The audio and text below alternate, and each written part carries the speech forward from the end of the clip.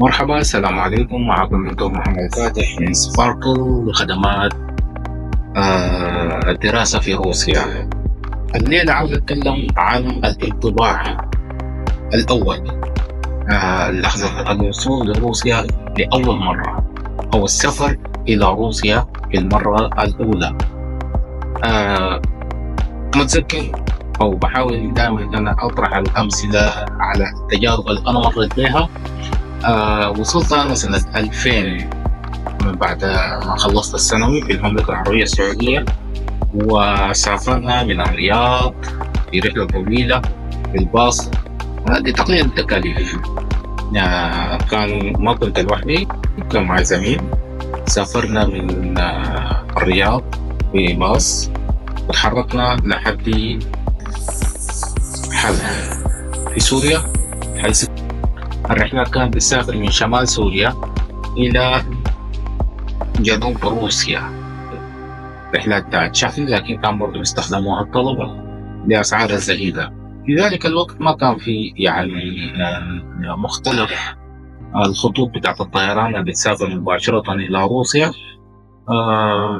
وكانت الطيارات أو الرحلات محدودة، يعني ما كان في رحلات كثيرة بتسافر لروسيا مباشرة، خاصة المناطق الجنوبية. وصلنا أول حاجة لمدينة كراسنودار، مدينة جميلة جدا على نهر الكوبان أو المنطقة الاسمية بتاع الكوبان، ودرسنا فيها التحضيري. الرحلة نوعا ما كانت محفوفة ببعض المغامرات. يعني وصلنا كان بالليل، كان مطلوب فينا ناس يستقبلونا في المطار، ونتيجة لتأخر الطائرة الرحلة تأخرت أكثر من مرة.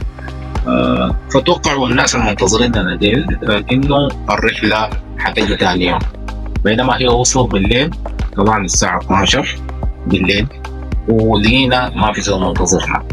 في الوقت ده ما كان في موبايلات، كان في تليفون أبو سلك عشان نتواصل به مع الناس.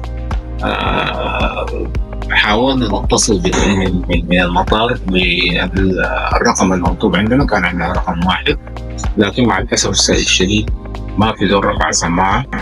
فقلنا خلاص احنا ناخذ تاكسي ونجازم بنفوسنا لحد ما نوصل السكن. برضو مفاجأة ثانية إنه قليلة جدا من السكان بيتكلموا اللغة الإنجليزية.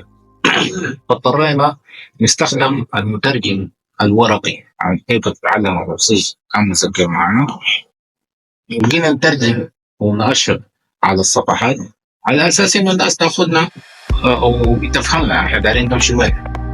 واحد على أساس إنه خلاص هو فاهم أي حاجة من أصحاب التاكسي الموجودين هناك، أشرنا له على إنه إحنا ماشيين الجامعة اليونيفرسيتي.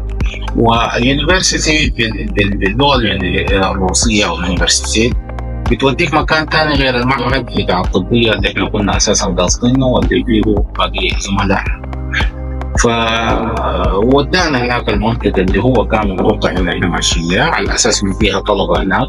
ودانا السكن، كتر خيره ودانا لحد هناك. لكن شنو، أول ما وصلنا ما تشبك معنا كثير، نزل لنا عفشنا، شال قروشه ومشى.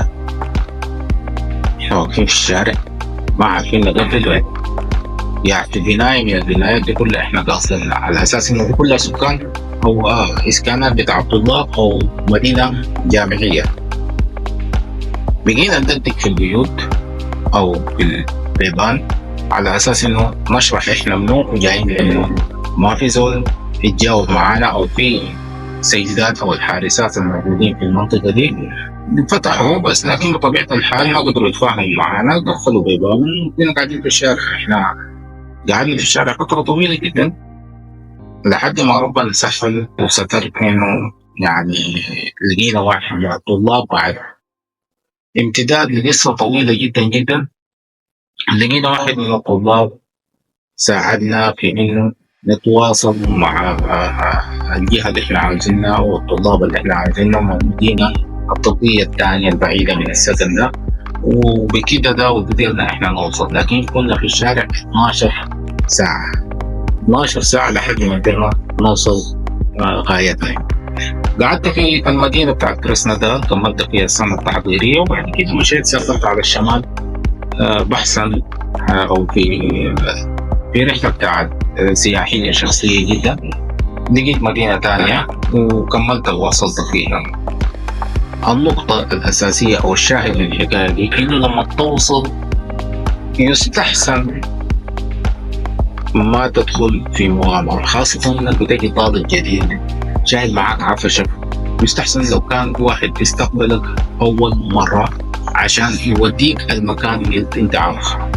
في الفيديوهات الجاية عاوز أوريكم بعض المسافات وبعض الطرق اللي أنت بتتخذها لحد ما تصل المدينة اللي أنت عاوزها من موسكو، من العاصمة. معظم الناس بتمشي موسكو حاليا، أو معظم الطيارات بتوصل لموسكو. موسكو فيها 4 مطارات. ال4 مطارات كل مطار بيبعد يعني مسافة يعني بعيدة جدا من المطار اللي بعد. مطار في أقصى الشرق، ومطار في أقصى الجنوب، ومطار في أقصى الشمال، وكذا بعيدات جدا جدا. ولو قلت أنت مثلا بعفشك ده تحاول توصل للمكان اللي أنت عاوزه، قد تتعرض لمغامرات برضو زي ما أنا حكيت قبل شوية. أنت مع يستحسن يكون في دائما في زوج الاستقبال. فده الدور الأساسي للناس اللي بيستقبلوك في المطار. ما تحاول تتشفتن وتقول أنا بسوي وده. الطيران الداخلي قد يكون مرات أغلى من الطيران الخارجي اللي أنت جيت به، وبتقييماته ما في زول يعني هنا إلا يكون مستعجل شديد. وعشان تركب طيران داخلي في وجهات معينة تركب لها مطارات معينة. نجي لمحطات القطار. محطات القطار المركزية برضو بنفس الطريقة، في 3 مطارات أو 3 محطات بتاعت قطار جنب بعض، وفي محطة رابعة حس افتتحوها برضو في جهة بعيدة في موسكو داخل. السكة بتاعت المترو، المحطة بتاعت المترو أو التحرك داخل موسكو بالمترو برضو دار لك معرفة، عشان انت ما تدخل في المغامرات بتاعت معرفة الخريطة بتاعت المترو وتعقيداتها والطريقة اللي تمشي فيها وانت ما تعرف لغة اساسا من البداية. برضو بقول من اول مرة يستحسن يكون معاك زول بيعرف موسكو. وبعد كده عايز اوريكم في الفيديوهات القادمة بعض الوجهات والطرق اللي انت بتكون ماشيها من لحظة وصولك لموسكو إلى المدينة اللي ممكن تكون قاصدها. برضو ممكن أقول لكم لو في زول فيكم عاوز يمشي مدينة معينة، عاوز يعرف مساره كيف، ممكن تراسلوني وأنا برجع لكم بالمسار بتاعكم بنفس الخريطة اللي أنا عاملها. سباركل بلاس.